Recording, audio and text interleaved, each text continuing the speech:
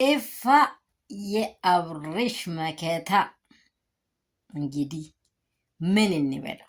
ለየት ያለ ወንድም አለው ለአብሬሽ። እውነት የሆነ ነጭ ነው የሚል ጥቁርን ጥቁር ነው የሚል በቃ ትክክለኛ ነገር አውርቶ ሰው እውነት ጋር ሆኖ ቢሞትም አይቆጨውም። ግን የአንድ ሰው ህይወትን የሚያበላሸው አነጋገሩ ነው። ሁለተኛ ደግሞ የማይመች ስፍራ እንደ እርጎ ዝንብ ጥልቅ የሚሉ ሰዎች ናቸው። ኤፍሬም በእውነት በቅር ሪሊ የሆነ ሀሳብ ነው የተናገረው። ሪሊ አብርሃም ልጅነቱን አልጨረሰም፣ ትዳሩ ላይ አልቆየም፣ አንደኛ ምንም ነገር አልጨበጠም። እንደው ልጅቷ ሩታ እኮ ሆዷ ላይ እያለ ነው ሄርሜላ የመጣችው። ሩታ ሊውሌ ሆድ ላይ እያለ ነው የመጣችው። አይታችኋል አይደለ?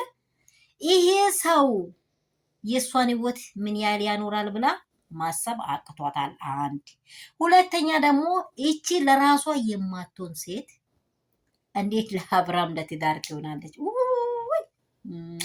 ይፈይ ለራሷ ማትሆን ሴት ተቅበዝባዥ ሴት ወፍ ጧት ወጣ ቤት ካሌላት የሆነ ነገር ቤቷን ካፈረሳ ምንድነው የምትሆነው? ዝም ብላ ነው ውር እያለች የምትውለው። ለምን ቦታ የላት ማረፊያ አላገኘችም ይባላል። ይህች ማረፊያ ምናልባት የሰውን ህይወት አጥፍቼ የሰውን መንገድ አበላሽቼ ማረፊያ ላገኝ ስትል እዚህም ጋር ውሃ ውስጥ እንደተቀመጠ እንጨት እዚህ እዛ እየሆነች አብርሃም አለ ብቻውን ሲሆን በጣም ፍሪ ጤነኛ ነው አለ። አብርሃም ጭንቀት አይወድም። በተለይ ጭንቀት ነው አብርሃምን የሚያሳምመው። የሰው ውከታ አይወድም። እኔ የወንድሜን ጸባይ ጠንቅቄ ያውቃለሁ። ለወንድሜ ደግሞ ክፉን አላደርግም መቼም ቢሆን። ሩታንም አስቀምጡት፣ ሌላ ሰውንም አስቀምጡት። ወንድም ነው በቃ። ወንድም ነው። ወንድም ነው በቃ። ወንድሙ ለክፋት አሳልፎ አይሰጥም። ሩታ ደግሞ ምስቱ ለክፉ ነገር አሳልፋ አትሰጥም። ይህን ሁለቱን ነገር በደንብ ጭንቅላታችሁ ላይ አሰርታችሁ ተቀበሉ። ሰላም ቤተሰብ እንደምን አላችሁ? ሁሉ ሰላም፣ ሁሉ መልካም ነው ወይ? እኔ ጋር ሁሉ ሰላም ነው። እንግዲህ በአዲስ ቪዲዮ ተመልሼ መጥቻለሁ። ኤፋ የተናገረው ውስጤን ስለነካኝ ነው። በጣም ኤፋዬ እግዚአብሔር ዘመን ይህን ባርክ። የልጅ አዋቂ ከዚህም በፊት እንደተናገርኩኝ ትልቅ ሰው ነህና እግዚአብሔር ያንተ መጨረሻ ደግሞ ትልቅ ያርግ። እሷን ሊፈትን እኮ ኤፋ ብዙ ነገር አድርጓል። ብዙ አካሄድ ሄደዋል። ልሳምሽ በአብርሃም አይፈልግሽም በዚህ ያልነቀች ምንድነው ምን ሲያደርጉት ያልነቃ ሲቀሰቅሱት አይነቃም ብላ እሷም ትተርታለች። ወይኔ ይሄ ልሚላ እኮ ወይ ሩታ ላይ ትተርት ሰማው። ወይኔ አባቴ ኢየሱስ። ኧረ ይህች ልጅ እንደው ጌታ ልቦና ይስጥሽ። እኔ ምንም ነገር አልልሽም።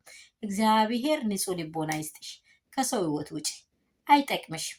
አብርሃም ሩታን ዛሬ እዚህ ጋር ወንበር ላይ ቁጭ አድርጎ ካይዳ አንቺን ማስቀመጥ ጥቂት ሲምፕል ደቂቃ ላይ ቁጭ ያደርግሻል። ሲምፕል እንደው እንደ ሩታን ጠንካራ ሀያል ሴት አይደለሽም። በአንድ ሚት ነው አንቺ የምትወድቂ፣ በአንድ ሚት ዱላ አይደለም።